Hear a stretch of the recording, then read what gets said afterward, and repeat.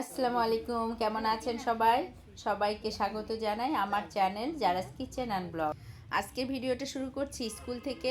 আর এখন বাজে 12টা, যে মুহূর্তে এই ভিডিওটা আমি শ্যুট করছিলাম আর কি।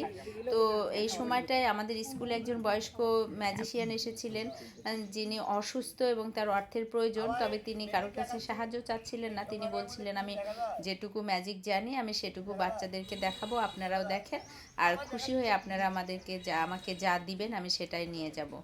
তো এটা তো সবাই আর কি পছন্দ করেছে তার কথাটা, আর বাচ্চারা তো ভীষণ খুশি।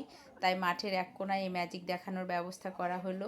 তিনি বেশ মজার মজার কিছু সহজ সহজ জাদুগুলোই দেখাচ্ছিলেন, তবে বাচ্চারা ভীষণ মজা পাচ্ছিল। তিনি কিছুক্ষণ আগে একটা ছাতা বানিয়েছেন, আবার ফুলের কালারগুলো চেঞ্জ করে দিচ্ছিলেন। তো যাই হোক, আমি অবশ্য ওনার সবগুলো ম্যাজিক দেখতে পারি নাই, এই কয়েকটা দেখার পরই বাসায় চলে এসেছি, কারণ লাঞ্চ আওয়ার হয়ে গিয়েছে, খাওয়া দাওয়ার ব্যাপার ছিল। আর তাছাড়া ঠিক 1টা বাজলেই জারামণিও চলে আসে স্কুল থেকে, আর আমি না থাকলে ওর খাওয়াটাও হয় না, গোসলটাও হয় না, সেই জন্য আমাকে আর কি ও আসার আগেই বাসায় আসতে হয়। যেহেতু স্কুল আর বাসা পাশাপাশি, তাই আমি এটা মেনটেন করতে পারি। তো যাই হোক, দুপুরবেলায় এসে খেয়ে দিয়ে কিছুটা রেস্ট নিয়েছিলাম। আর এখন দেখাচ্ছিলাম, এটা বিকালবেলা, জারামণি 4টার সময় স্কুল থেকে এসেছে, আর ওর বিকালে খাওয়ার জন্য আমি এখানে পাস্তা বানিয়েছি। আমার মেয়েটা পাস্তা এত পছন্দ করে কি বলবো, স্কুল থেকে এসে ব্যাগ রেখেই রান্নাঘরে ঢুকে যায় যে আমি ওর জন্য কি খাবার তৈরি করেছি এটা দেখার জন্য। আর যদি দেখে পাস্তা তৈরি করা হয়েছে তাহলে কি যে খুশি হয়। তো যাই হোক, আমি ওর খাবারটা রেডি করে ওকে দিয়ে দিলাম, আর ওর হাসি মুখটা দেখে আমার মানে কষ্টটা সার্থক হয়ে গেল আর কি। আমি জানি পৃথিবীর সব মায়েরই এমন হয়, বাচ্চা যখন হাসি খুশি থাকে বা তার পছন্দের জিনিস পেয়ে যখন অনেক বেশি খুশি হয়, প্রত্যেকটা মাও তখন ভীষণ খুশি হয়। আজকে বিকেলে জারামনির কোচিং ছিল না, তো ভাবলাম একটু বাইরে কাজ আছে, সেটাই বরং সেরে নেই। তাই মা মেয়ে রেডি হয়ে বেরিয়ে পড়লাম। দুষ্টুমি করো না।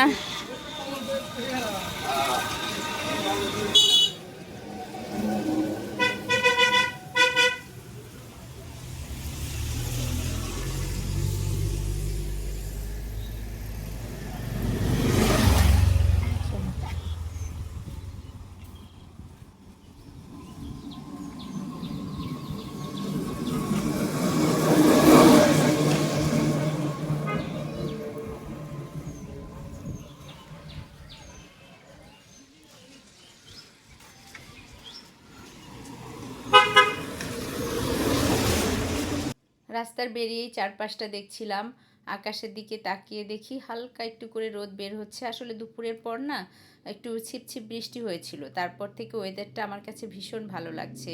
ঠান্ডাও নেই, গরমও নেই, সুন্দর একটা ঠান্ডা বাতাস আছে, বেশ ভালো লাগছিল। তো যাই হোক, আমরা কিন্তু অলরেডি মা মেয়ে চলে এসেছি একটা নতুন বেকারিতে।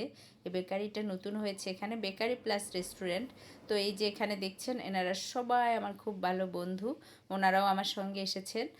তো আমরা সবাই মিলে এখানে খাবারগুলো দেখছিলাম। এখানে পিৎজা ছিল, তারপর ব্রেড ছিল, সিঙ্গারা, সমোসা, নানা ধরনের ফাস্টফুড ছিল আর কি। তো পিছনে আবার দেখছিলাম যে ওনারা ওখানে তৈরি করছে, তো সেটাও আমি একটু শ্যুট করে নিলাম আপনাদের সঙ্গে শেয়ার করার জন্য। দেখতে বেশ ভালোই লাগছে, কি সুন্দর মিনি পিৎজাগুলো তৈরি হচ্ছে। উপরে সম্ভবত মেয়োনিজ দিচ্ছে এগুলো। এই জায়গাটায় আমরা আজকে প্রথম এসেছি, তো সবাই মিলে ভাবলাম একটু কফি খাবো। তো গিয়ে দেখলাম কফি নাই, কিন্তু খুব ভালো দুধ চা পাওয়া যায়, তো সবাই মিলে সেটাই খেলাম। তারপর আমার বন্ধুদের কাছ থেকে বিদায় নিয়ে আমি আমার মেয়েকে নিয়ে চলে আসলাম একটু বাজারের দিকে। একটু টি শার্ট কিনতে হবে, তাই দেখতে এসেছিলাম।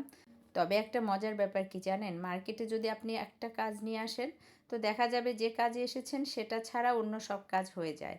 আমার ক্ষেত্রে তো এরকম প্রায় সময়ই হয়, আজকেও তার ব্যতিক্রম হয়নি। আসলে আমি যার কাছ থেকে টি শার্টগুলো কিনি, উনি বলছেন কয়েকদিন পরে আসতে, ভালো প্রোডাক্ট এনে দিবেন, তো ওই জন্য ঘুরে আসতে হলো। এই ছিল আমার আজকের ছোট্ট একটি ভিডিও। কেমন লাগলো অবশ্যই কিন্তু কমেন্ট করে জানাবেন, লাইক করবেন, বেশি বেশি করে শেয়ার করবেন, এবং অবশ্যই অবশ্যই সাবস্ক্রাইব করবেন। আল্লাহ হাফেজ।